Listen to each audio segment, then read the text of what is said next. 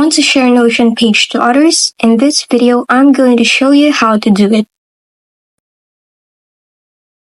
First, go to the page you want to share. You can choose either from your private or team space. For this, I'm going to choose page under the team space. After choosing, click the share button on the upper right corner. Under general access, it will show you 3 options.